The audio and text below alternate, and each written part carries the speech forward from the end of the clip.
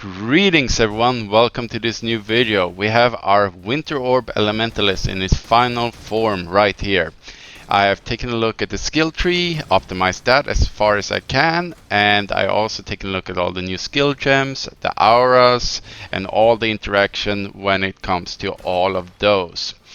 I think I struck a good middle ground when it comes to defensive and offensive stats. We have about 7,500 in effective health pool, and we have over, I believe it is 600,000 in DPS per projectile. And I'm just gonna leave in the background when I can in this video my Guardian fights and also the Uber Elder and its guardians, also those, and some clear speed and stuff like that, so you can see what I'm talking about when it comes to this, because this build is insane. But I also wanna just do this video so I can start my next one. I wanna make an occultist version of this one and see how it compares to this one. So without further ado, let's just jump into it.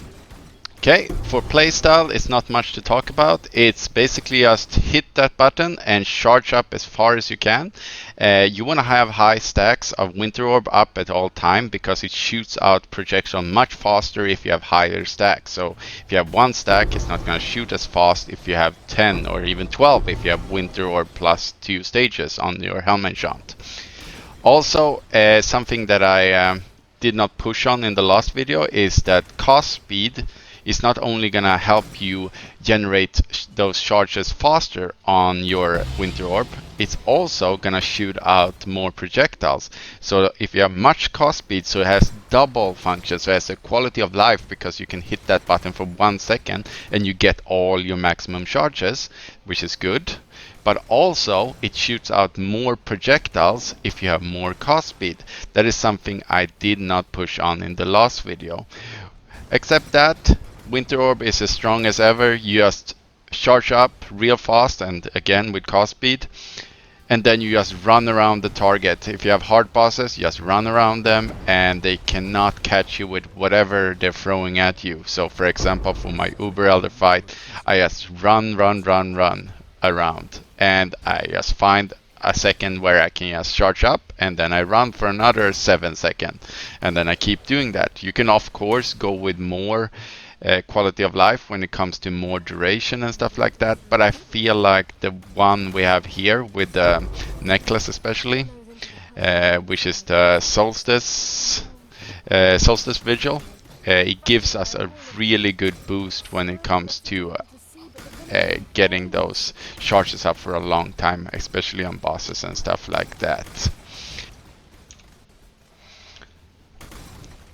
For my gear, I have updated some of it. Most of it is pretty similar to my last one, but I have done some significant upgrades still. And I just want you to take a look in your own time in my path of building, but I'm gonna go through it anyway here. Let's start with our scepter and our shield then.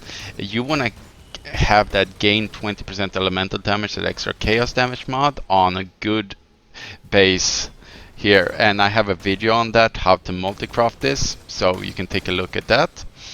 Otherwise, these are the stats that I came up with, which is the most optimal, because I like the trigger suck the spell when you use a skill, because then you can trigger these by not even hitting the button. So I have a frost bomb, which debuff the enemy, and I have cold snap, which helps us a lot on fight, because the more buttons you have to push, the less time you're gonna have time for dodging missiles and whatever the boss throws at you. So it's a good idea to have this. You can also have Arcane Search, which is also a good idea because it gives us cast speed on top of that. But I have Arcane Search already up in my setup here, so I did not go for it. These are the most optimal. I tried them all out, and yep.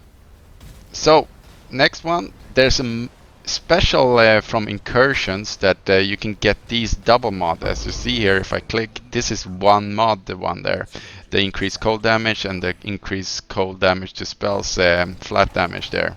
there's one mod, and you can get those from Incursion. So if you run an Incursion and have those cold rooms up, these can drop from those chests. So you might want to look on the trade site if there's anyone selling those, and you can multi-craft again. But the things you're looking for, and I highly suggest if you're not up to my level here when it comes to currency, I highly suggest that you take a look at my one exalted budget gear, which I did against Shaper, and that's gonna help you immensely when it comes to all of this.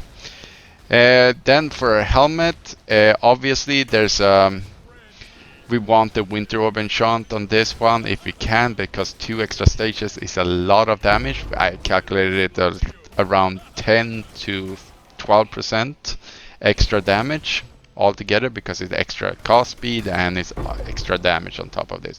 So about 10 maybe. Also you want high life, res, and on all of this gear, of course. Something else you might want to have is minus 9% cold res on nearby enemies. That is also, you can get them from crafting it with a frigid fossil on this, but I did not go for it right now, and I'm probably not gonna do it anyway. It's very hard to hit all the mods at once, and if you do, like I did on my ES helmet, if you take a look at my fossil crafting, I sold that for 25 exalted, so that helped a lot for my budget. For our amulet is, I like this one. By the way, none of this gear is mandatory. You just go with whatever, and you can see that also in my budget setup, that you can still kill end game bosses without all of this. But this one is a huge quality of life because it has damage, it has stats, it has life, and it has a free temperature, which is very good. But the best thing is that gain Shaper presence, because that helps you with a 50% more uptime on your Winter Orb stacks. So it's actually like 50% more increased duration if you kill a rare or unique enemy, which is huge when you're mapping such a good quality of life. You can also go with Pandemonius here, but that one is super expensive, and also it doesn't give the quality of life, and we have so much damage to give, so I did just go for this one instead. For our rings, you might want to go for a Warlord's Mark on hit ring, but I went for this one instead because it has off cold damage leashes life 0.2, which is plenty when you have a lot of life or a lot of damage. You get that from the frigid fossil again, fossil craft, or you find someone who's selling it. I used 2 fossils, which is 1 chaos each on this ring, and managed to hit this, so it's not very hard. Also, Circle of Fear, you can also do Shaper, Mark of the Shaper here, but I went with this one because this is a new ring that came in Synthesis League, and it's super good because it's buffed both our Herald of Ice, and it gives us extra cold damage effective if you're affected by Herald of Ice, and you should always use that aura anyway. So this gives huge extra damage, and it has some stats and some life there, as you can see, if you get the right mods. For our chest piece, it's not much to talk about. 500 to maximum life is very good for us because we get a pseudo 6-link through our gloves anyway, so yeah. For our gloves here, which is the bread and butter of this build, you can get these very cheap if you want to. Here, of course, I'm optimizing my build as much as possible.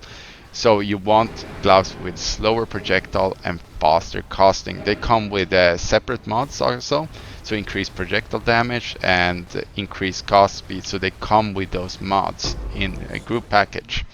So you want to craft on one of these extra level 2 gems. I suggest you do the socketed projectile gems, because we have 2 of those and only 1 of the other one. So it's gonna buff both Winter Orb and Greater Multiple Projectile. But if you can multi-craft it, you can get 2 of these, and then you're gonna buff it even more. again, something to strive towards maybe. And it's hard to find the base also with these kind of stats.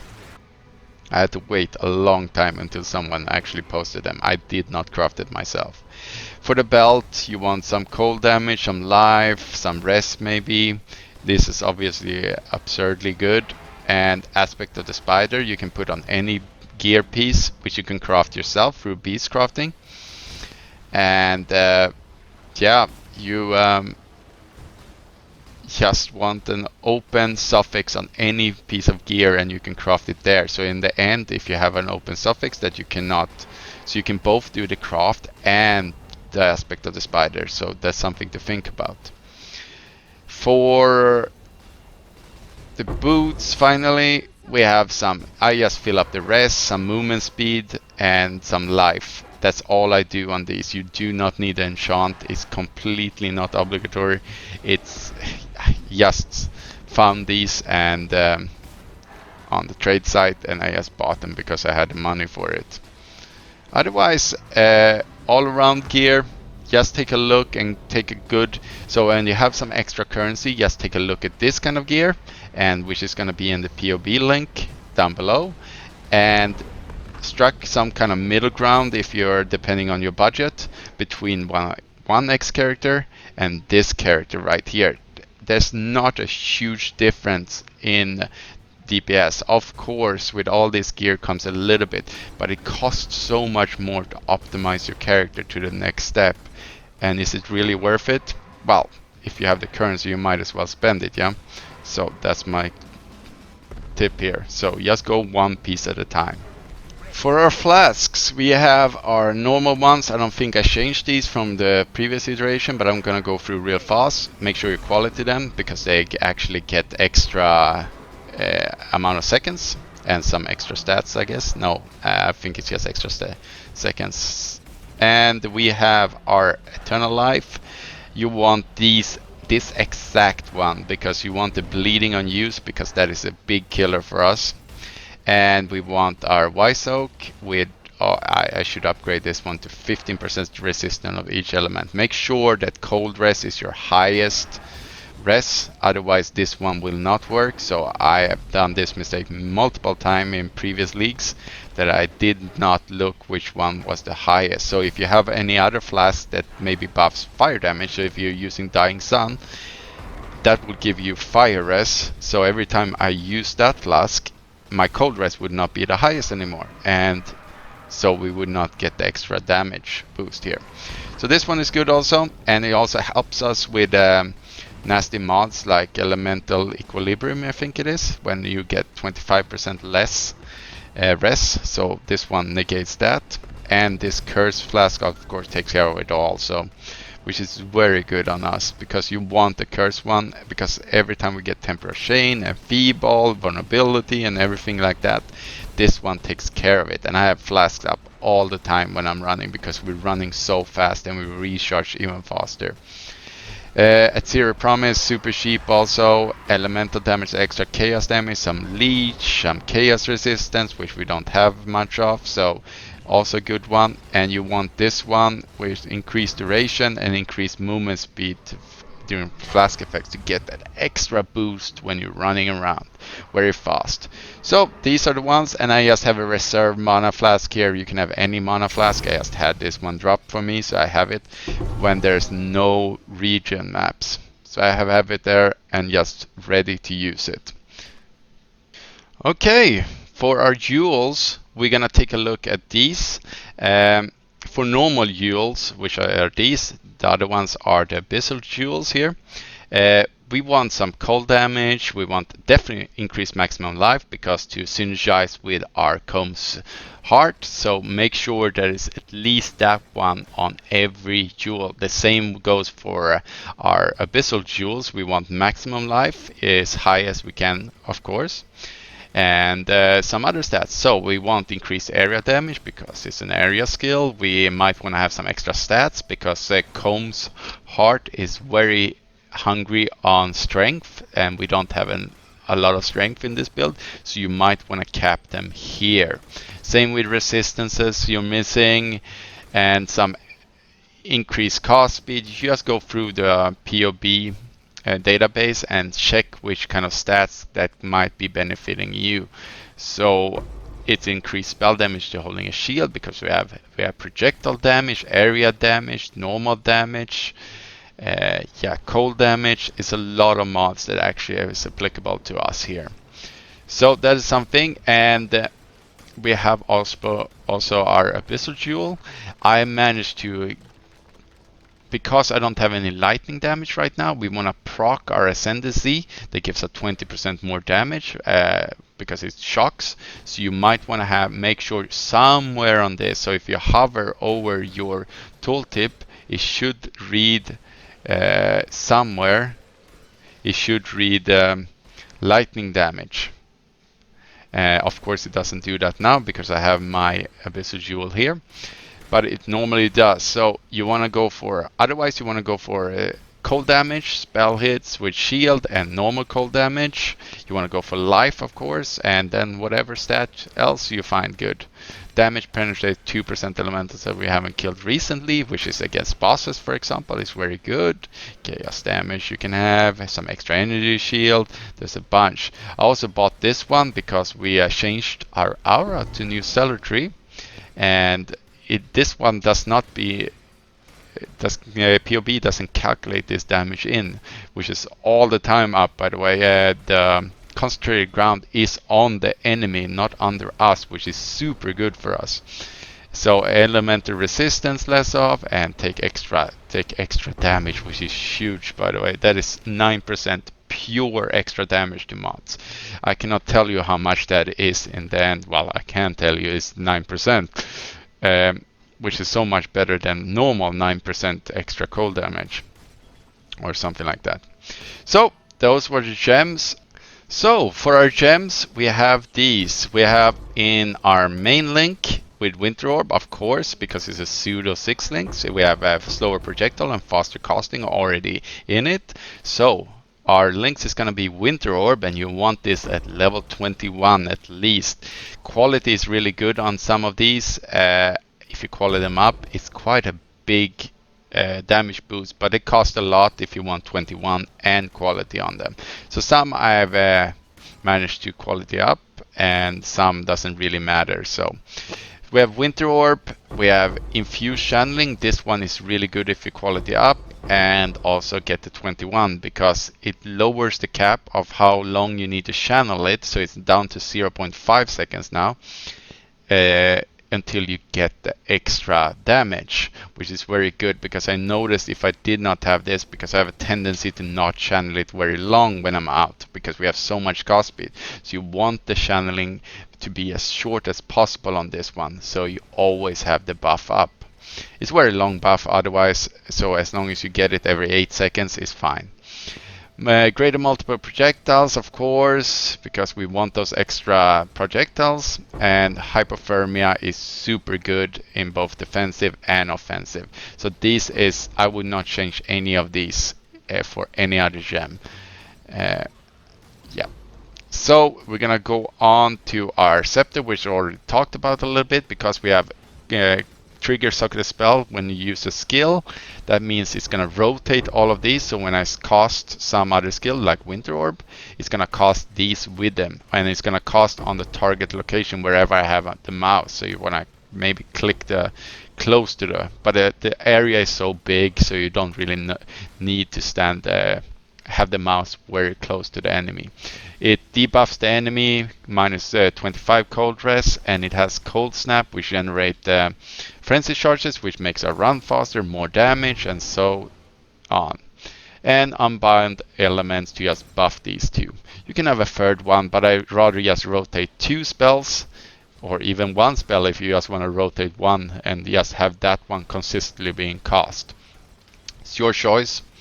For our helmet, I have increased duration, phase run, and a low level arcane surge. That means to every time I click my phase run twice, it's gonna activate our arcane surge, which is very good because it gives us all the mana regen we need. We get us more spell damage, more cast speed, and so on. So it's automatically giving me all these things on both mapping and on bosses. And phase run also give us extra movement speed, and it makes us run through shit, because that one is the most valuable if you want to do delving, because phase run is a must if you want to go in there. We have also righteous fire here because I have the empty socket here, and it also get affected by the increased duration, so that's pretty good.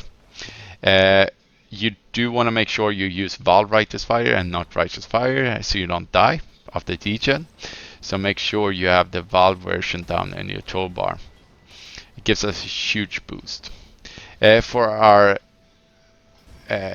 shield, I have Blasphemy with Temporal Chain because it's free when we have the Solstice Vigil, and I have the Flame Dash going with that one because I had an empty socket there, and as I noticed on Uber Elder, it might be good to actually have a movement skill because it freezes you or makes you very slow, and you cannot negate that except if you have comms roots or something like that. So it might be a good idea to actually have some way to get out of there. And for our final setup here, it's gonna be our auras. We have Onslaught together with Herald of Ice, so when the ice explosion goes off, we get Onslaught, which gives us extra cost speed, 20%, extra movement speed, extra attack speed, which we don't really care about though.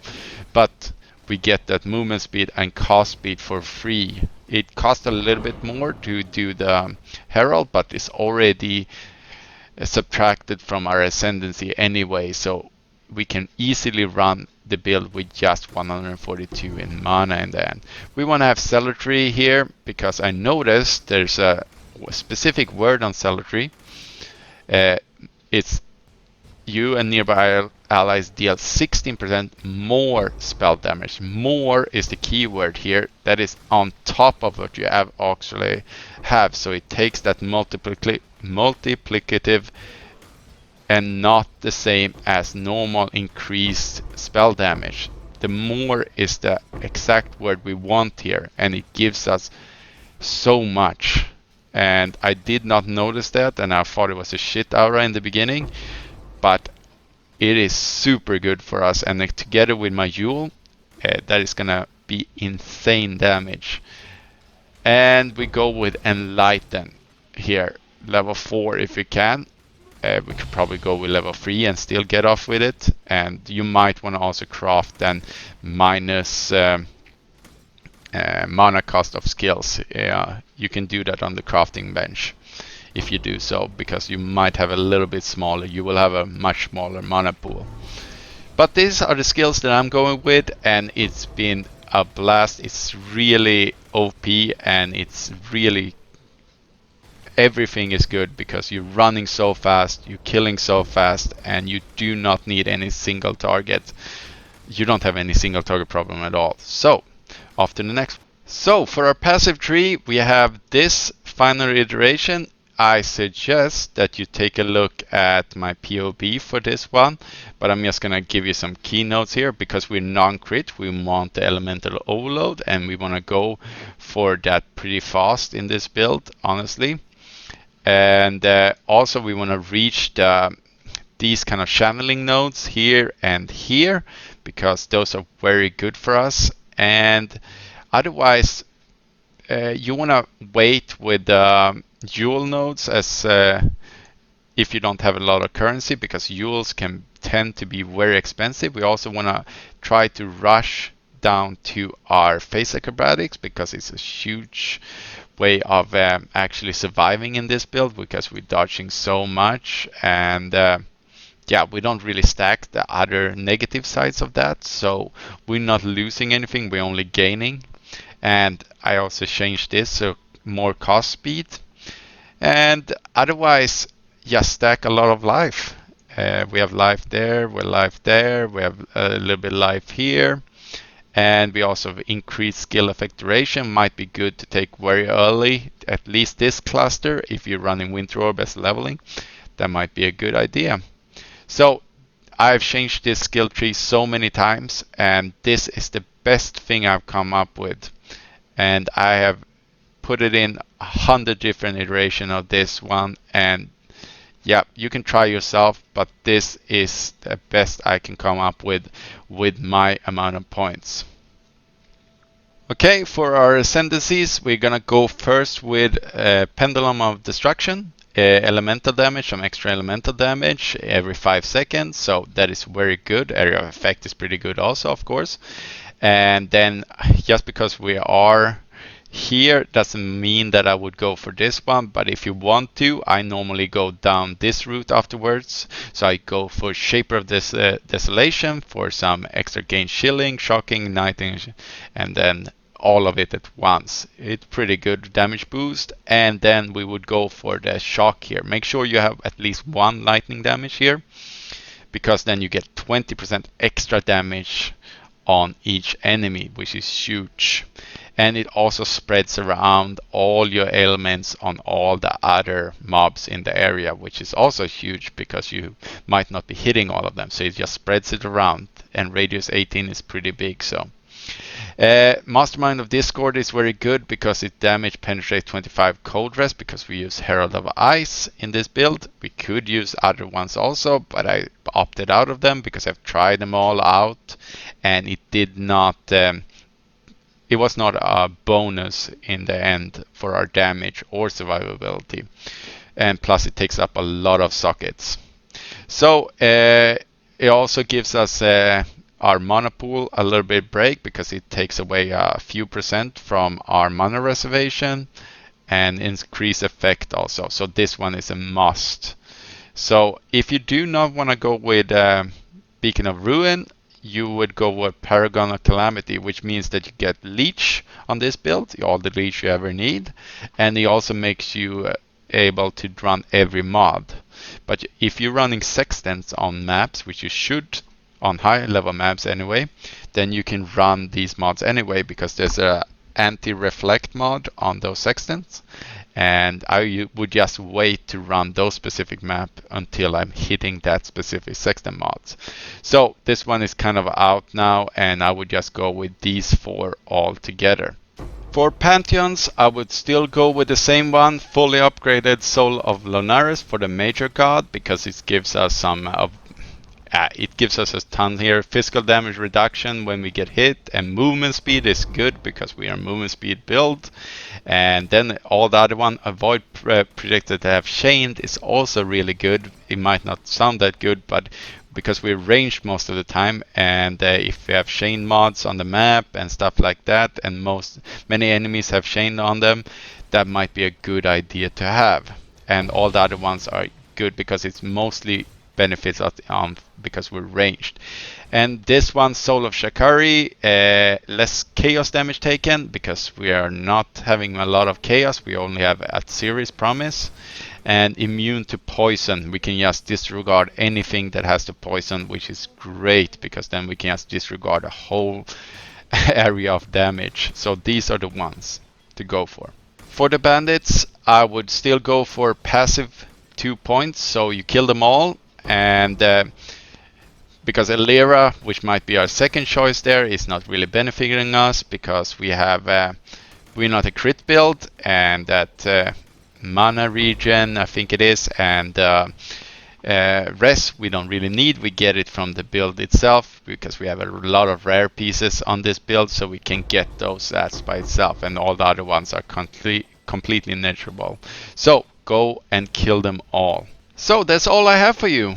Thank you for watching this video, and thank you for all the support you've been giving me in the recent months, because I have grown my channel quite a bit. I was starting out this channel with just the goal of reaching 1,000 subscribers because it was just going to be a hobby, but now it turns out to be a little bit more than that. So I'm trying to give you the best I can, and if you have any suggestion how I can better myself, or any suggestion of videos you want to see in the future, then please don't hesitate to put that in the comments.